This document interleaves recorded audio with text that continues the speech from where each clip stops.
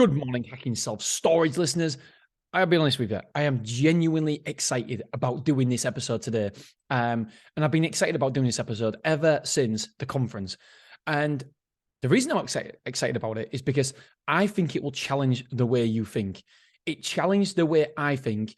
And the great thing is that we've all got to be open-minded to other people's opinions and how other people operate, whether it's a person with one self-storage facility or whether it's a people with 50 self-storage facilities. There is, and everyone in between, we can learn something from every single person. The only trouble is that we have to be open-minded to take the advice on board. So as many of you know, I did a live podcast at the conference. Absolutely brilliant. Loved every minute of it. Massive thanks to Gavin Shields. I think it was a great night, a great marketing for Gavin as well. He provided free beer, free drinks, free wine for everybody all night long. There must have been, I reckon, over 100 people was there. And it was fantastic. So thank you very much. Shout out to Stora and Gavin. Massively appreciated. Jojo, if you can link them at the bottom, that'll be awesome for LinkedIn. And we were talking price increases because so many people don't do price increases. I was looking back at some of my old photos on my phone. I often do this. It's called, the technique is called flooding. And what you do is you look back at old photos of you and the family, and it floods you with emotion, and it reminds you of that situation, that circumstance, where you was at that point. And I love doing it. I'm a bit of a geek. I really enjoy doing it. And I was looking back, and I came across my first ever price increase and letter that I sent out. And oh my God, was it terrible? Have I learned so much? And I looked at the price and I couldn't believe it. And I was really nervous about sending it. And so many people out there, independent self-storage owners, haven't done a price increase and aren't planning on doing a price increase. And in my letter, it says, we are very proud to be the lowest cost for self-storage in the area. We are very proud and to have never given a price increase in 4 years. So my first price increase was 2016. I've been open since 2012.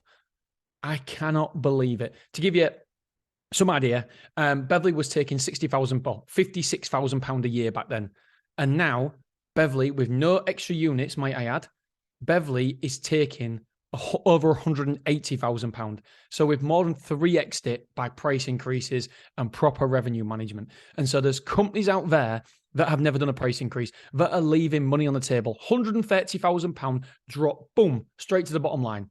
Incredible. No, don't get me wrong, obviously been inflation and stuff like that, and the rent's gone up, rates have gone up as well. So there's all things like that. So I get that.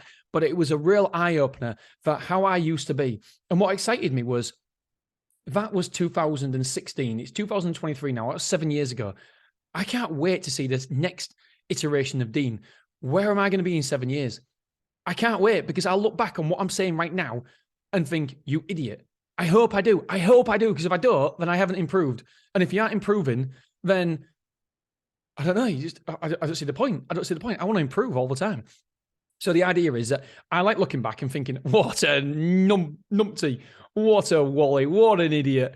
Because that means I've improved. And so hopefully, I'm sure you're thinking, well, of course you're going to look back on this, Dean. I've heard you say some stupid things.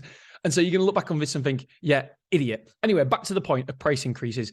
So on the speech afterwards, I can't say the name because it was two individuals who came up to me, and I can't say the name because I haven't asked permission. And so it's unfair. And I remember Dave Davies saying to me on stage that, wow, Dean, that's pretty aggressive. And I was like, yeah, it is. Yeah. Is it too aggressive? Is it not aggressive enough? Am I being too forceful with price increases? Because what we did before was every 3 months, we would do a price increase at 12%.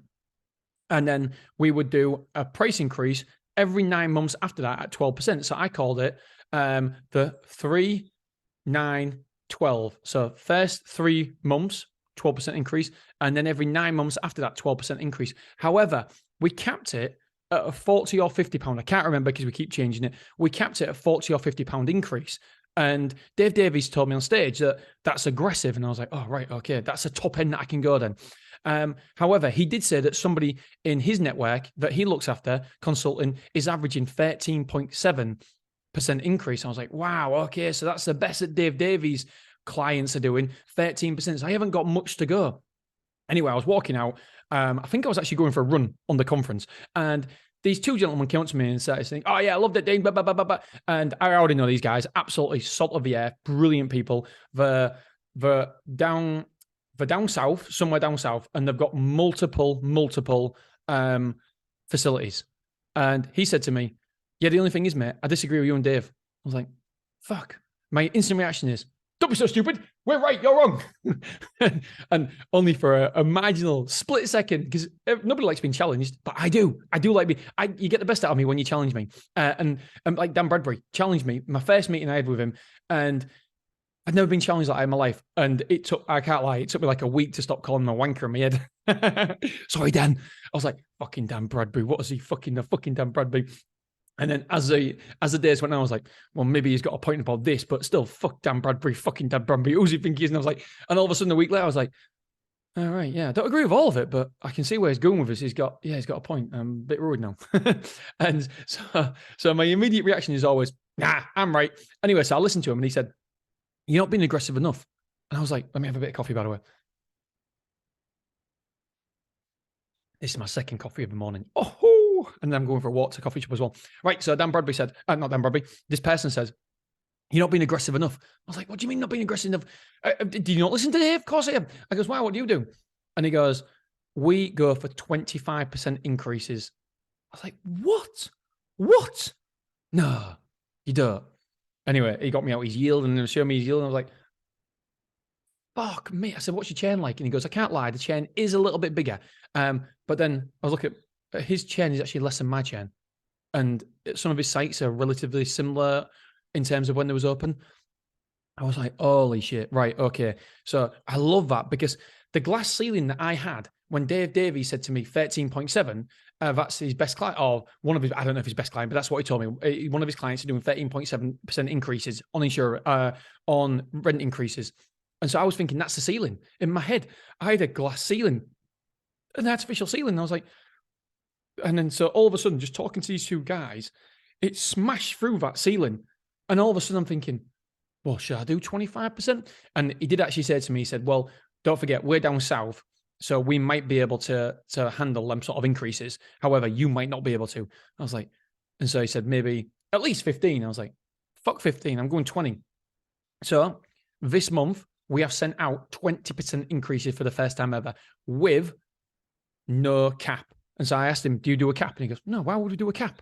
Why the hell would we do a cap? It's a percentage increase. So the people with a bigger room, we're maybe only getting 5% increase. I was like, yeah. Shit, now I feel stupid. Of course, why cap? Of course. That's ridiculous. And it just opened my mind. And so that's why I wanted to talk to you about this today, because it challenges yourself. It also shows that you have to be willing to learn. You have to be willing to be open to being wrong. You have to be willing to being educated by somebody else. And now I look back on my trail of thought 2 months ago about a cap in a pay increase. Why would you do that? Why would you do that? And he said, I said, what happens when people, do you get any pushback? And he goes, yeah, of course I fucking do, mate. And that's exactly how he speaks, by the way. It's not Dave Davies. And he said, yeah, of course we get pushback, but you do as well, don't you? I said, yeah, we get pushback. He goes, what do you do? I said, well, what we do is we half it. So we say, instead of going from 12%, we might give them a 6% increase, and the customer's happy, we're happy, and they think we're awesome. And he goes, yeah, that's exactly what we do. But instead of getting 6%, I get 12.5% increase, because my 25% becomes 12.5%. And so I still get above your pay increase. I was like, yeah, I'm such a wally. I'm such an idiot. And so I will definitely look back on this time in 7 years' time and think, what a wally, because I only look back 2 months and thought, what a wally.